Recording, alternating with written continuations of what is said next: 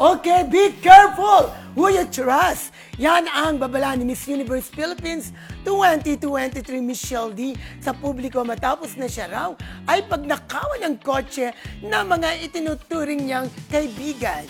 Bagamat di naman pinangalanan kapag hindi raw maibalik ang ibang property na ninakaw sa kanya ay isa sa publiko niya ang pagkakakilanlan nito. Ay grabe. Ay, Ninakawan ng Pero kotse. ang pagkakaalam At ko, iba pang ha? properties. Oo, ang pagkakaalam ko kasi, etong nagnako sa kanya, parang nangungupahan sa kanya.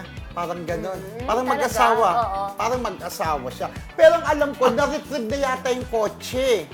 Parang na-retrieve na. Pero yun nga, kapag ka yung mga gamit niya pa yata, o kung sa loob ng kotse, kung ano man property niya, na kapag ka hindi na ibalik, at least mabait pa rin si Michelle Pero D. Hindi po pinangalanan, si di Rian ba? Ramos yan ha, kasi kasama niya sa bahay si Rian Ramos. Oh, Saka hindi. best friend niya. Hindi. Beshi niya yun eh. Beshi niya yun, pero di ba si Rian Ramos yung nagsisisigaw nung nanalo siya, Oo. si Michelle D. Pero siyempre, ang hirap talaga mag-trust, Magtiwala, di ba? oo.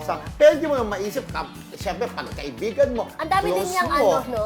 Di ba may issue din siya doon sa hindi niya nakuha kaagad yung price niya. Oo, Tapos yung nakuha rin nakaraan, niya. oo. Ito naman may issue ngayon siya doon sa di ba? Yung pagtitiwala, trust, kumbaga. Alam niyo kasi ika si nga. Michelle D, sobrang bait Baka niya. mabait talaga siya. Alam mo, bata pa lang siya, pinupuntahan ko na siya sa bahay nila sa may pila life home sa Quezon City kasi close kami ni Melanie Marquez. Ay, oo. Yes. Napakabait Oo. niya talaga.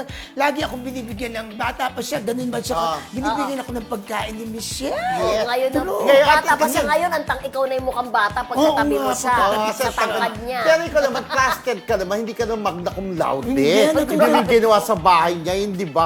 Kaya ikaw, pinagkakatuwalan ka ng pati ng nanay niya. Si Natutulog pa ako Melanie. sa bahay nila dati. Oh, di ba? Sa Wala pilang namang line nawala box. kahit natutulog ka doon, di ba? Hindi, yun nga, at least ikaw, hindi ka gaya nga nung mga kaibigan niya na ayaw niyang pangalanan. Mabait pa rin si Michelle. Michelle. Kasi hindi niya pinangalanan kung iba yan. Babagitin, ikaw, ninakaw mo ang kotse ko. And it's babanggitin yung Ay, pangalan. oo. Pero siya, hindi.